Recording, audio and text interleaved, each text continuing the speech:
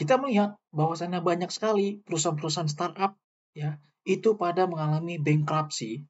Begitu juga dengan berbagai negara-negara maju dan apalagi negara-negara yang sedang berkembang ya, itu banyak luluh lantak karena badai ekonomi yang sulitnya disebabkan oleh badai terkait dengan pandemi ya dan juga krisis geopolitik terkait dengan perangnya antara Rusia dan Ukraina. Dan ini menjadi sources dari disruption ya yang menyebabkan banyak perusahaan itu berguguran dan bukan berarti ya ekonomi itu langsung mati beneran ya, bukan berarti seperti itu. Tapi ada sebagian yang sektor-sektor yang masih bisa survive ya, bisa tumbuh dan mereka ini merupakan sektor-sektor yang mampu beradaptasi ya dengan perubahan yang terjadi saat ini. Kalau kita melihat ya satu dekade terakhir bagaimana perusahaan startup itu menjadi primadona ya bagi publik, mendapatkan atensi sangat besar dan mereka jor-joran membakar uang untuk memberikan diskon ya, melaunching produk yang sebenarnya ternyata tidak dibutuhkan oleh pasar ya. Dan ketika terjadi bubble burst ya, di mana capital outflow itu sangat masif, banyak investor venture capital menarik modalnya sehingga perusahaan startup ini kehilangan bahan bakar ya untuk melakukan bisnis model existing, mau nggak mau akhirnya mereka melay-off ya sekian banyak karyawannya. Dan di sini kita lihat sebagai momentum bagaimana seorang entrepreneur itu benar-benar diuji. Ya, kalau kita kaji secara revolusi industri dan evolusi dari ilmu dari ekonomi, kita bisa melihat bahwasannya David Ricardo itu mengandalkan itu ekonomi dari agraria, ya, di mana orang yang memiliki land dan juga masuk ke revolusi industri tahap 2 ya, orang yang memiliki kapital itu menguasai market di dunia ya. Namun kalau kita melihat belakangan ya, itu mengarah ke inovasi-inovasi ke aspek teknologi namun yang berdampak ya, bukan berarti startup tidak melakukan inovasi, mereka banyak melakukan terobosan ya inovasi, tapi kita bisa melihat mereka terjebak ya ke dalam sustaining innovation dan ternyata sustaining innovation ini tidak memberikan dampak langsung ya terhadap customer satisfaction dan belum tentu signifikan untuk mengenerate profit.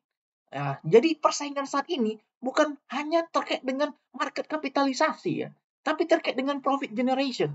Bagaimana sebuah perusahaan itu menjalankan tujuannya ya. Jadi menggunakan inovasi yang digagas oleh Schumpeterian School of Thought ya.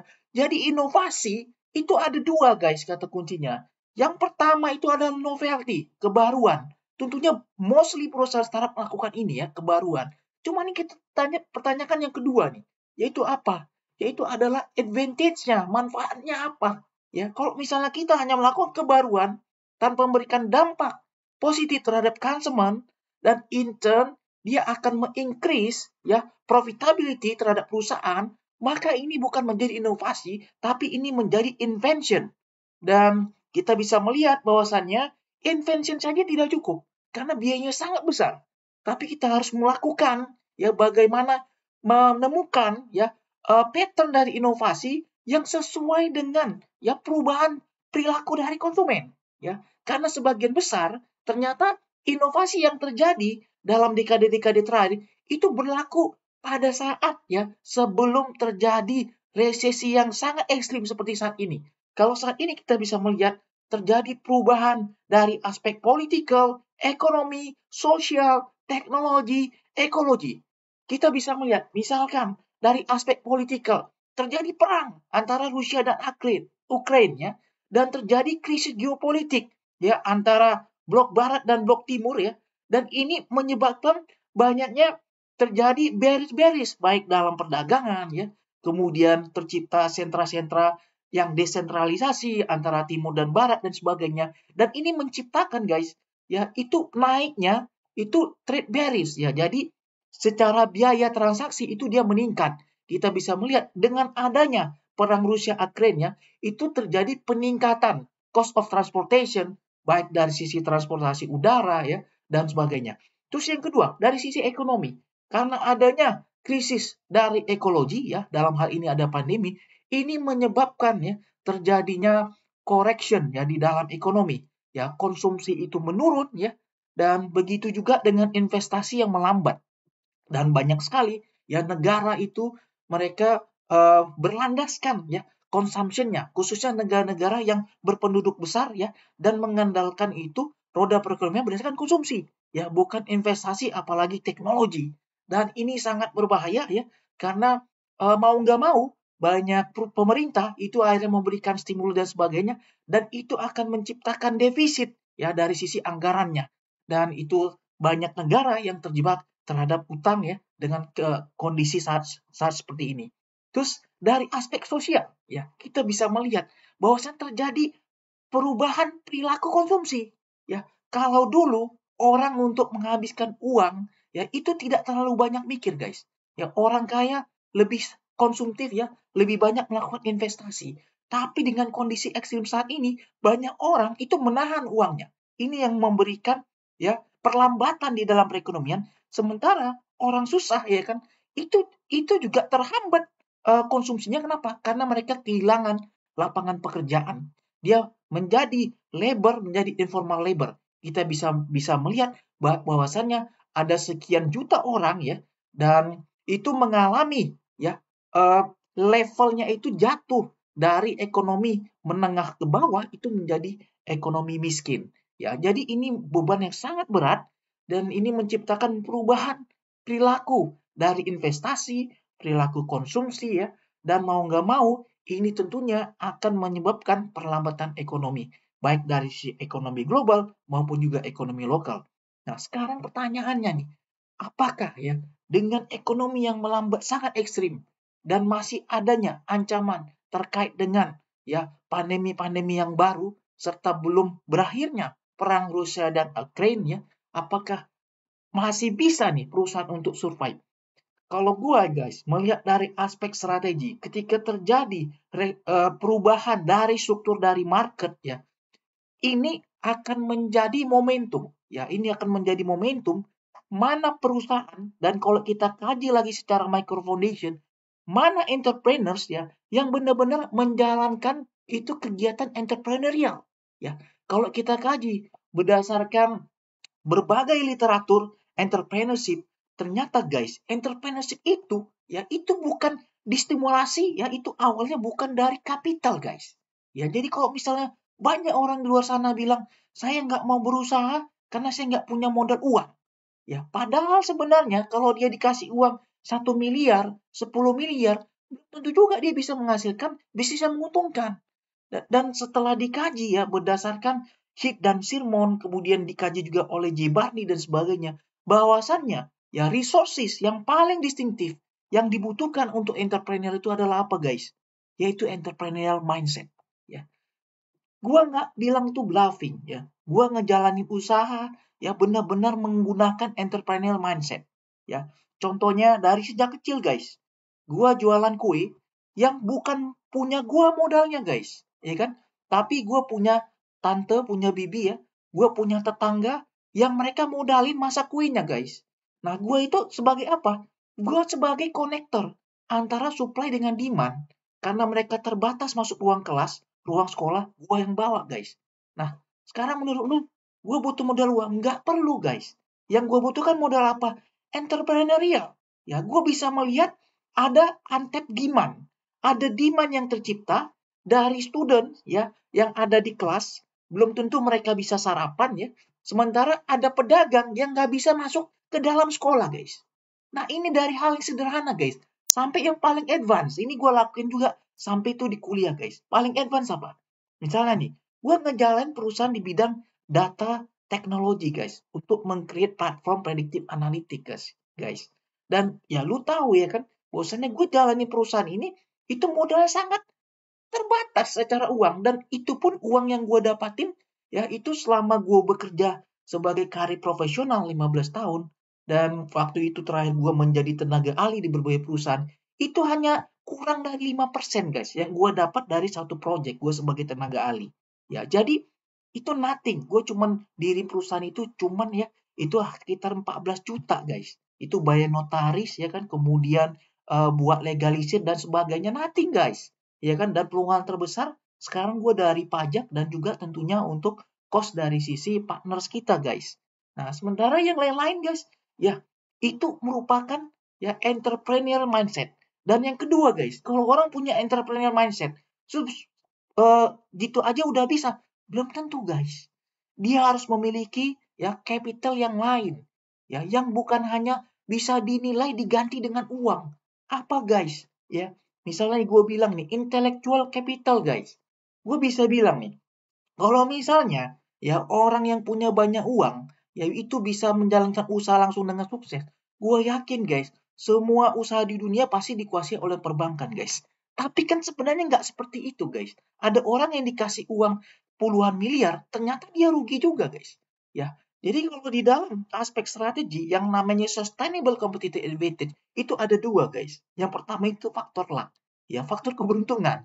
Ya kalau keberuntungan nih, kalau gue kaji secara agama guys ya, ini terkait dengan rezeki kita guys. Jadi kita sebelum lahir udah ditentukan guys rezekinya. Dan gua masih percaya banget ya dalam ajaran agama gua Islam untuk membuka ruang-ruang rezeki. Ini banyak hal yang bisa kita lakukan guys. Kita melakukan doa, kita sedekah, infak, minta doa orang tua, kita berbuat baik sama orang, memudahkan orang. Tentunya rezeki kita akan mudah guys. Yang sebenarnya rezeki itu udah dialokasikan buat kita guys. Dan gue pernah baca beberapa kajian guys, nggak bakal orang itu meninggal guys sebelum rezekinya dikasih semua guys. Jadi guys hari gini ya kan, kita hindari tuh iri dan dengki guys, karena kita nggak butuh guys bersaing sama orang.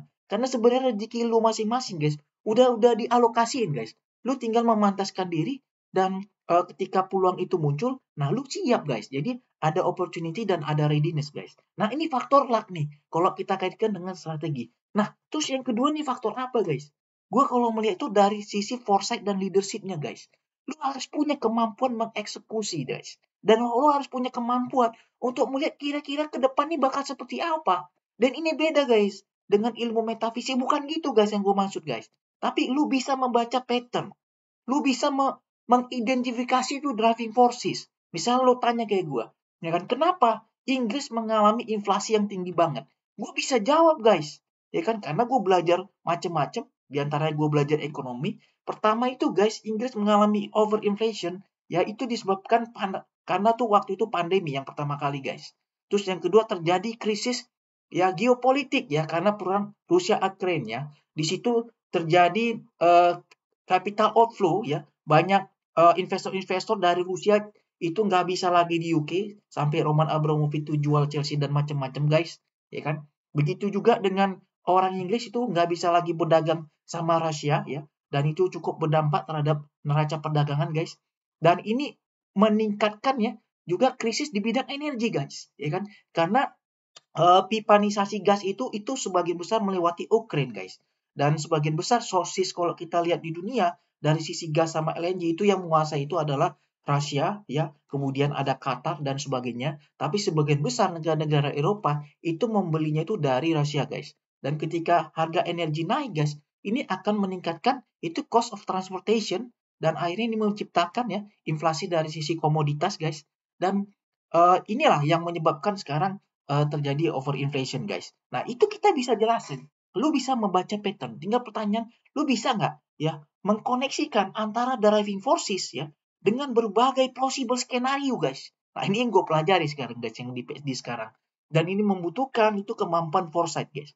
Jadi dari sisi pengalaman lu ya sebagai expert ya di bidang tertentu ya. Dan itu lu bisa ya melakukan strategic conversation guys untuk mengexercise ya berbagai skenario dengan berbagai expert yang lain sehingga lu bisa membuat itu berbagai skenario yaitu dari sisi skenario development dan yang kedua guys yang paling penting itu adalah strategi developmentnya guys. Jadi kalau misalnya lu membuat nih ada 3 skenario kira-kira bagaimana UK bisa mencapai achieve ya zero carbon emission di 2050.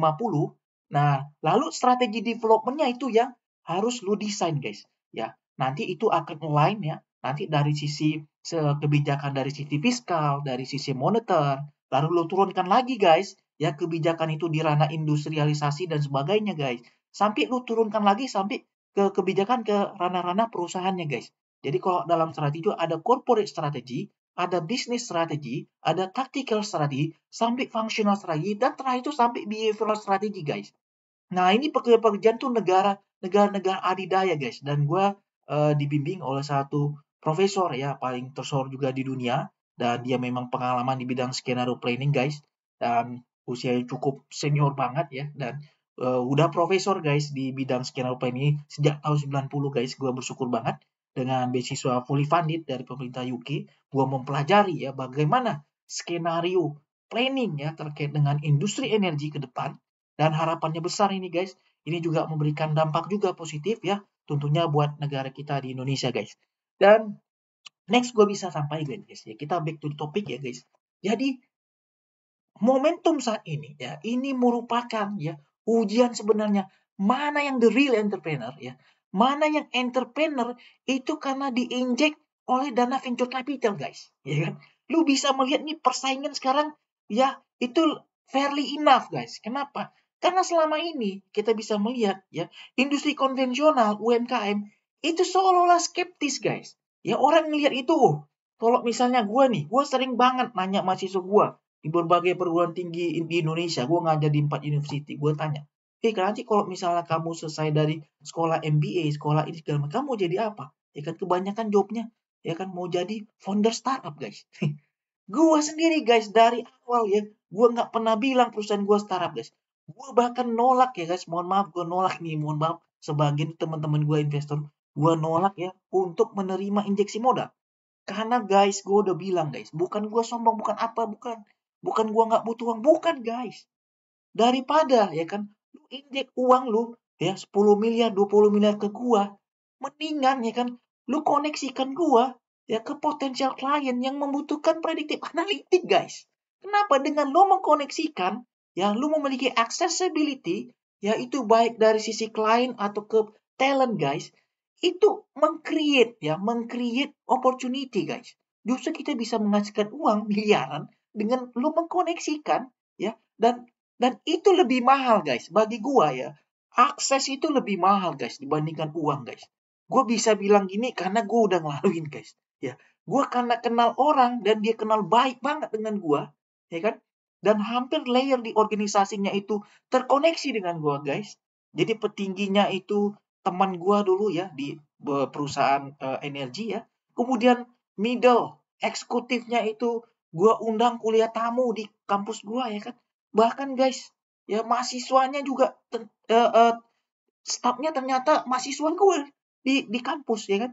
Nah, jadi gue nggak janjian nggak ada apa mereka. Cuman gue yakin mereka bergosip, oh harian gitu ya. Oh, apalagi gue aktif di LinkedIn guys.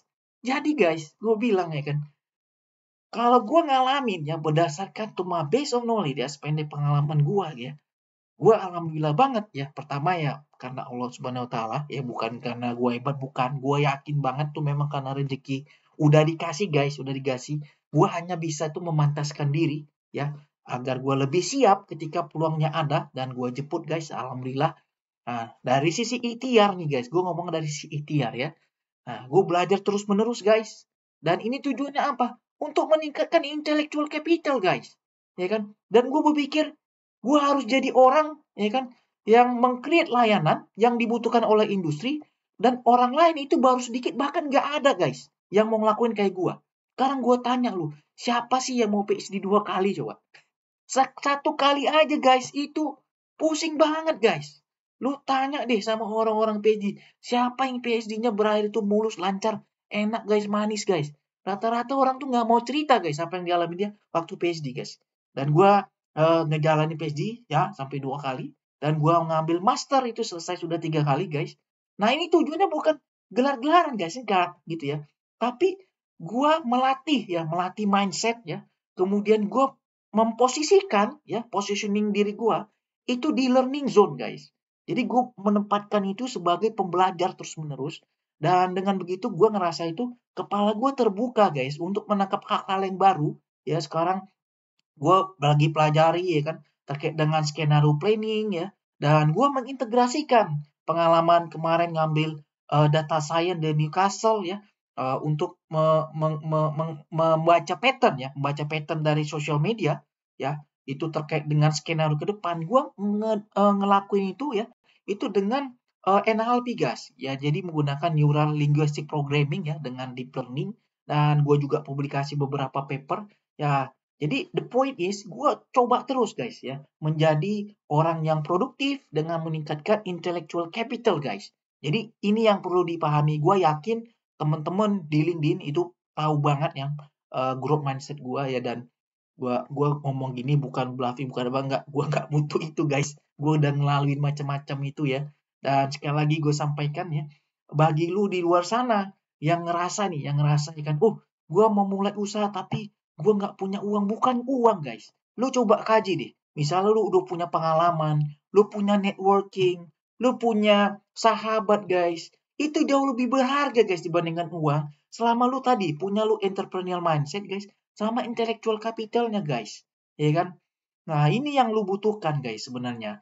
Dan next gue bisa mengatakan guys ya, kita bisa melihat krisis 98 itu ujian ya. Mana perusahaan yang bisa survive dan menjadi perusahaan konglomerasi besar guys. Dan mana perusahaan yang memang nggak bisa survive dan mereka harus give up guys. Dan gue alhamdulillah ya di Patria Co, kita tidak pernah melay-off karyawan guys, enggak ya. Jadi karena bisnis model kita berbeda guys, ya kan? Bisnis model kita berbeda, kita benar-benar mengandalkan intellectual capital guys. Jadi lu misalnya bilang nih, Patreonku berapa banyak sih supaya data scientist-nya? Nggak banyak guys, paling-paling gue 20-25 orang guys. Data scientist, data engineer, machine learning, dan sebagainya. Tapi secara expertise-nya guys, gue bisa bilang dari satu orang itu kita menguasai 5 expertise, 5 kompetensi guys ya. Makanya kita belajar terus menerus ya kan. Gue belajar ekonomi, belajar chemical engineering, belajar energy economics, gue belajar strategic management, data science, deep learning, machine learning. Sekarang gue pelajari skenario planning ya kan, strategi development, banyak guys ya kan.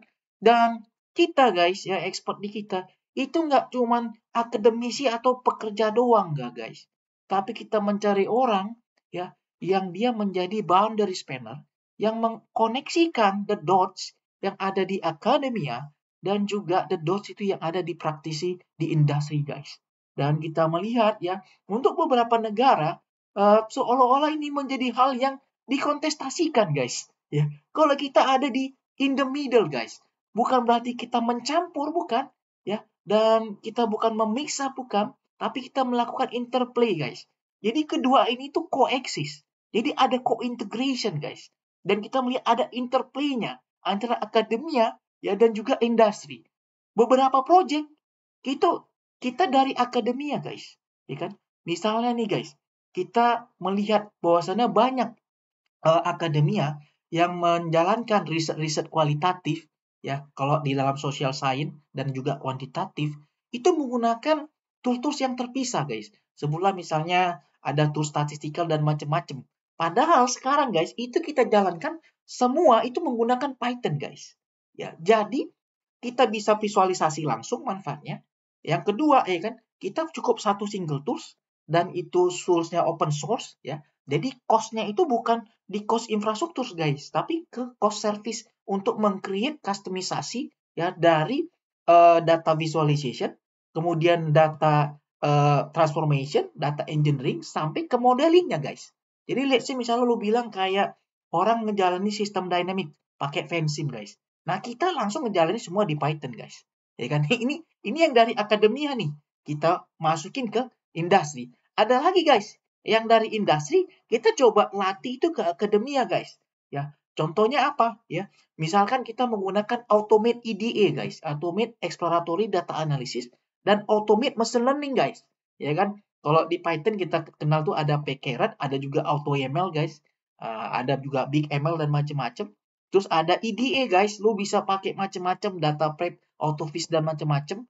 Nah, ini kita package tapi guys. Jadi bukan hanya running code, bukan, tapi kita udah package dia sebagai integrated GUI guys, graphical user interface, dan ini kita kembangkan di akademia guys. Jadi beberapa paper ya kita jalanin bagaimana melakukan stock optimization portfolio itu menggunakan GUI baik dengan Python ataupun R guys. Jadi terjadi interchangeable ya antara akademia dengan praktisi. Nah, dan terakhir gue bisa bilang guys, kalau banyak orang di luar sana bilang, ngapain lu sekolah gini-gini? Aduh guys, hari gini guys, gue cukup bilang, lu lihat aja deh yang namanya distribusi normal dari statistik, ya kan? Jadi yang namanya prediction itu based on probability, guys.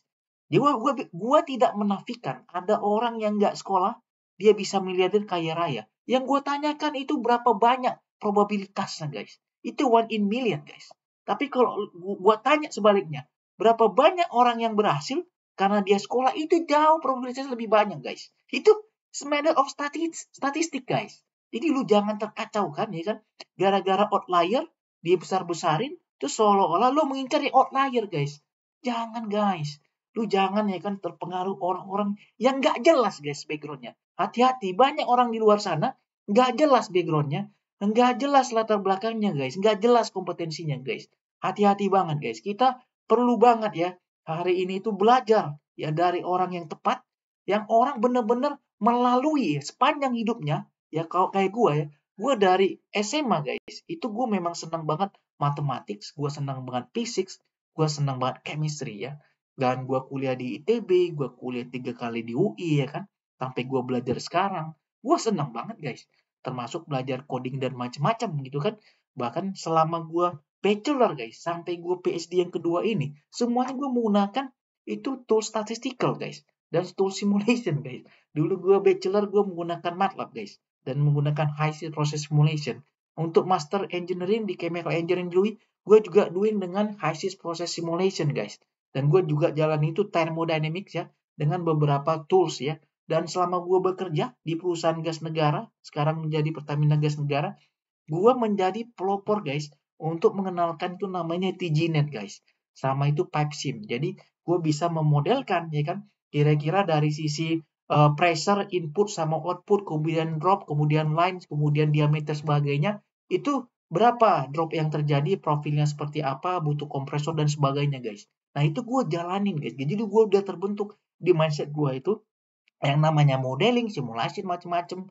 Terus di econometrics, guys, di ekonomi gue belajar menggunakan econometrics, guys.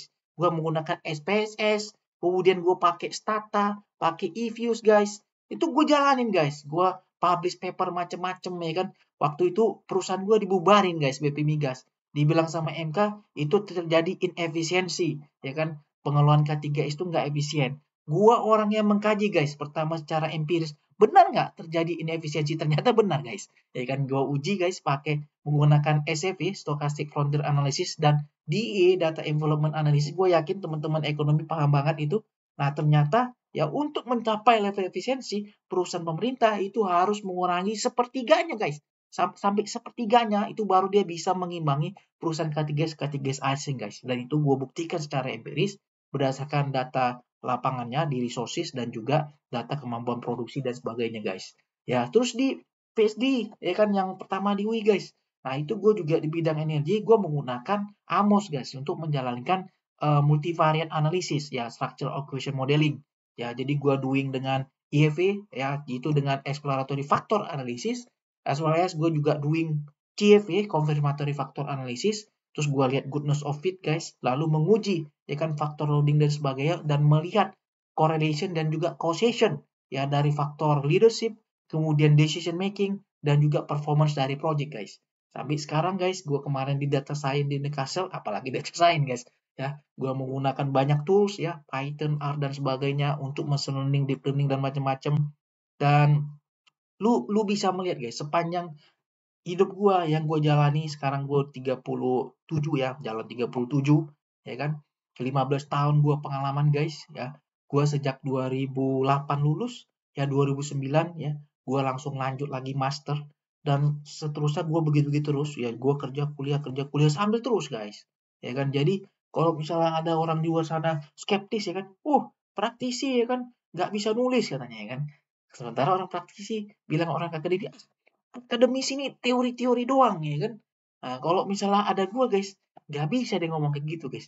Gue dua-duanya gue jalanin, guys, ya kan. Nah, jadi orang seperti itu aja, guys, ya kan. Kita jalanin dua-duanya. Jadi orang nggak bisa pandang sebelah mata nggak usah, guys. Nggak zaman sekarang ya kan. Karena kita bisa belajar dari manapun. Kita belajar di kampus ya, belajar di kantor iya, kemudian siklus knowledge manajemennya lu jalanin, guys, ya kan. Kalau belajar, guys, itu lu passive learning, guys. Kenapa? Karena kan lu banyak mendengar, lu ngerjain tugas, ya kan. Baru nanti lu dapat feedback dari dosen dan sebagainya. Itu berdasarkan riset ya, yang gua baca ya, seingat gua nih ya, itu paling sekitar 20-25% guys, kemampuan absorptive capacity lu guys. Tapi dengan lu mengajar guys, dengan lu mengajar, lu bisa ya meng-acquire itu lebih dari 40%-nya guys, ya lebih dari double. Lu bisa mendouble kapasitas absorptif lu itu ya 2 kalinya lebih guys, dengan mengajar guys. Sampai hari ini guys, gua mengajar 4 kampus di Indonesia secara virtual.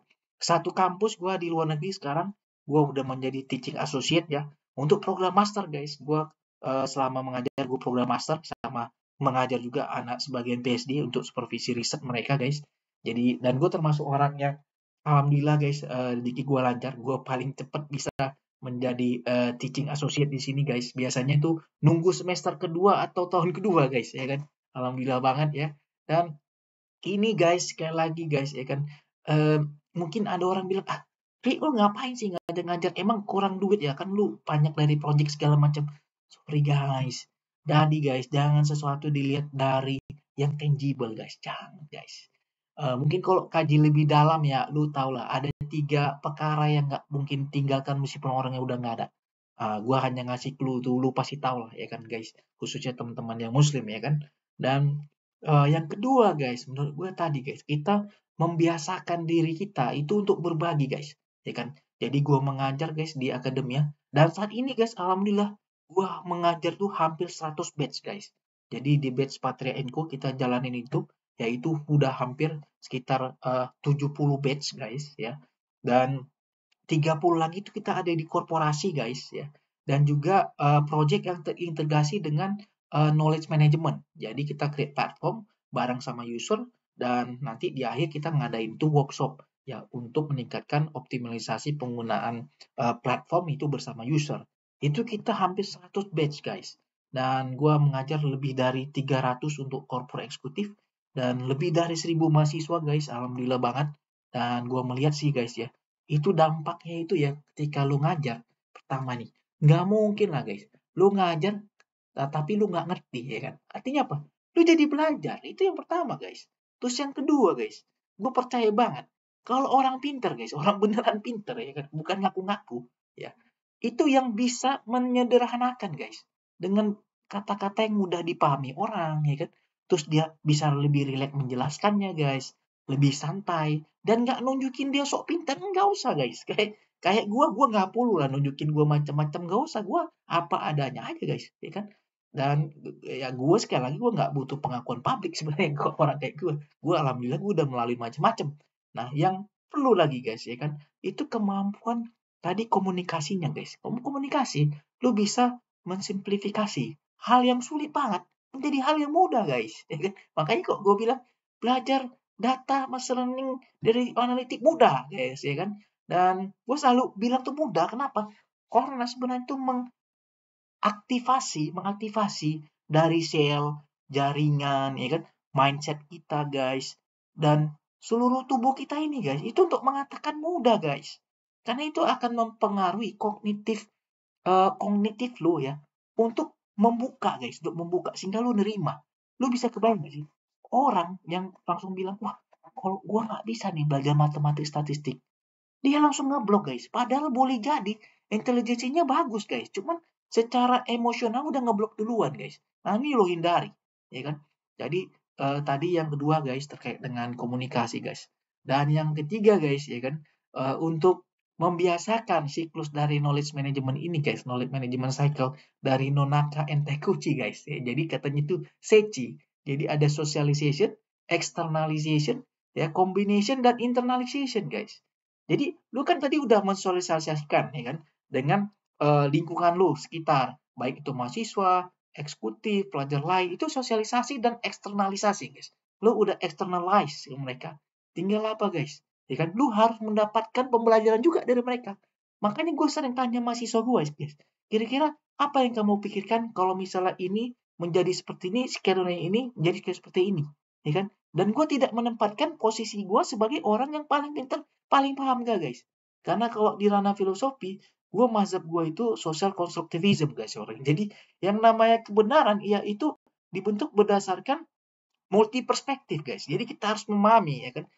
Gue yakini kebenaran tunggal itu hanya punya Allah aja guys, punya Tuhan aja guys. Tapi kalau urusan muamalah guys, ya kita nggak bisa bilang mana yang paling benar, mana yang paling salah guys ya kan. Jangan jadi buzzer-buzzer nggak jelas itu kan. Dia bilang kalau beda sama dia orang salah, itu aneh orang-orang kayak gitu guys. Justru kita harus yang membuka ruang perbedaan, ya diversity ya, sehingga kita memahami satu sama lain, saling mengenal ya guys, dan mendapatkan konsensus yang lebih baik guys. Kita mendapatkan itu namanya share values ya, dan mendapatkan itu share purpose ya. Kita mendapatkan konsensus ya, dan itu menjadi share strategi. Jadi strategi yang kita define bareng-bareng sehingga ownership-nya akan melekat guys. Dan responsibility-nya itu juga inherently ada di sana guys. Jadi kira-kira itu guys. Sekali lagi semoga bermanfaat. Terima kasih. Assalamualaikum warahmatullahi wabarakatuh. Bye-bye.